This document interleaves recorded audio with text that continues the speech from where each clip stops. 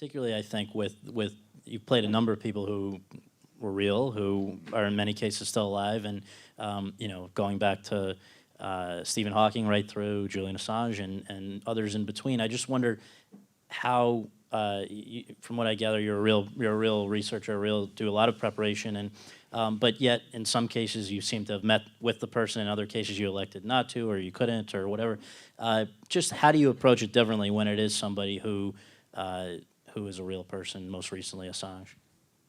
Well, there are two things, I suppose, that are immediate and very obvious, which is that there's a moral responsibility because that person in particular, his life is still very much evolving. His situation is very precarious, and there's a responsibility to not do him an injustice, which a lot of his followers and him said that I did, but I was trying very hard not to. And my correspondence with him was to try and eke from him what I could bring to, you know, work the part into something more empathetic. I wanted to meet him, not to study him and then turn him into a two-dimensional arsehole. I wanted to make him somebody who's complex and human and inspirational and extraordinary and unique, and who's done something which is profoundly important for democracy. And I believe he has, and hopefully some of that is reflected in the film. And I think people who are slightly more, you know, is partisan the right word? I mean, as in impartial is what I'm trying to say. Did elect to say that it was that, and if anything, it was slightly more biased towards his point of view. I don't think it was. I think it was fairly balanced. But I understand what I understood and understand what his beef was with it. Quite rightfully, you know, it was based on two poisonous accounts to his idea of what that story was for his experience, and to him, it was something that was, yeah, absolutely antithetical to everything he tried to achieve, and you know, he was dancing on the grave of the box office flop that it became. But I'm still really proud of it as a film, and I'm really proud of my work in it, and I'd stand by it. And if I was offered the part again tomorrow, I'd do it in a heartbeat. I mean, to try and do justice to a man like that. I think he's the only Australian I've met, or I haven't met, but had conversation with or heard opinions of, that doesn't think the accent's good, or that I'm not like him. Every other Australian says I got it, but you know, but seriously, there's a real care of duty,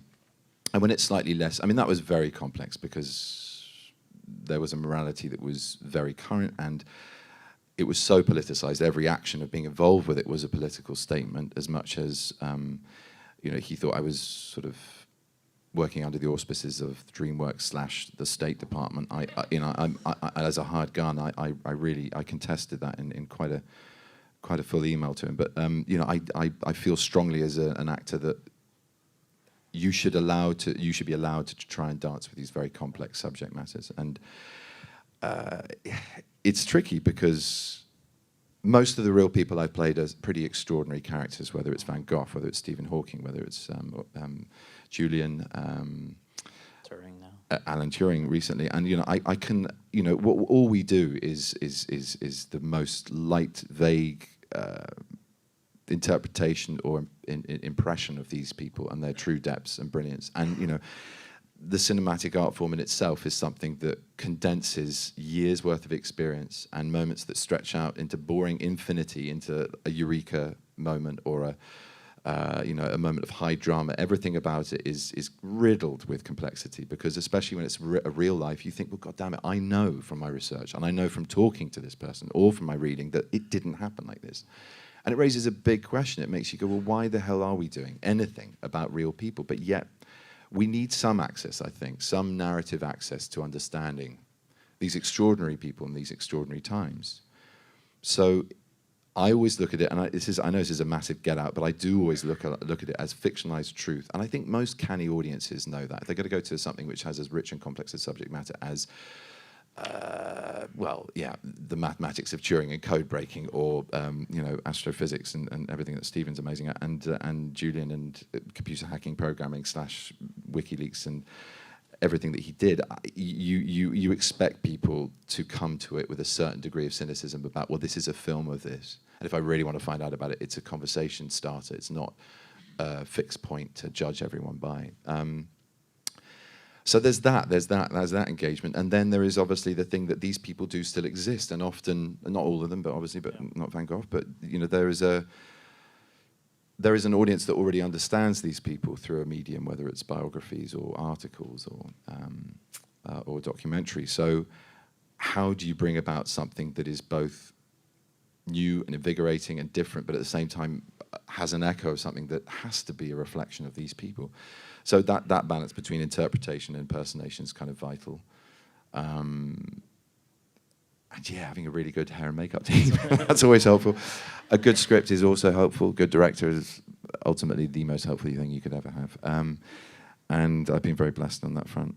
Well, on those fronts. Having spent the last few weeks going over just about every interview you've done and all the profiles, I found that one of the adjectives Oh, you. That's a long week. No, well, it was... Did you see your family? I mean, no. Do you have a family anymore? No, not anymore after that. No. It was actually very interesting because, you know, there are certain, obviously, recurring things that you say, but also that interviewers or profilers would say. And one of the things in terms of a complimentary adjective is there's sort of a sense that you're timeless. There's something about you. You could have just as easily been dropped into a movie with Trevor Howard or, you know, Peter O'Toole or somebody as you are today. And the blessing of having a weird face. Somewhere between an otter and something that people find vaguely attractive. Or just an otter, which is vaguely attractive. Which is right, that's right. On these hottie lists, I just kind of go, well, it doesn't make any sense because I was nowhere near the 1,000th hottest face when I started out. So I know a lot of it's projection, which is kind of flattering about the work, I suppose. But what I'm saying all that for is, you know, I started out and went, yeah, no, you know, I'm not a typical beauty. So basically, I've got a long neck and a long face. That's usually period. That's usually some kind of inbreeding weirdness. So I'll run with that. I'll wear some high collars and get on a horse or two. I'm fine with that, but not all the time. Not all the time. Not all the time. Sometimes I'll just get a collar in a 21st century drama and turn it up, as you'll notice I did in Sherlock. So yeah, no, I kind of. The otherworldly. I mean, I had a great English teacher called Martin Tyrrell, Oscar. You remember him? And he said, "It's weird. You remind me of William Blake." And I went, "What? The hallucinating visionary poet of the Romantic era?" And he went, "Yeah, well, no, it's just you're quite an old soul." And I went, "Oh, I kind of like that." And it kind of an old soul. Did someone say what? As in not a new soul. An old soul, old smelly leather soul, and I kind of ran with that because I was fortunate enough to grow up in England, and you're surrounded by your heritage there, and it's a very deep, very long, very kind of old heritage. I mean, not my heritage, but like the heritage of the land and the culture. And I went to school where there were buildings that were 400 years old, and those were the new ones, you know. It was kind of inspiring, and it meant that whatever I was doing in my context, in my time, I could always see what the past had evolved into and realize that we're not all that far away from that. We really aren't. And you know, it's important to be able to recognize it and to be able to honor it and learn from it as well. And I can't remember your question. No, that was great. That was good. No. It's very hot in here. Okay.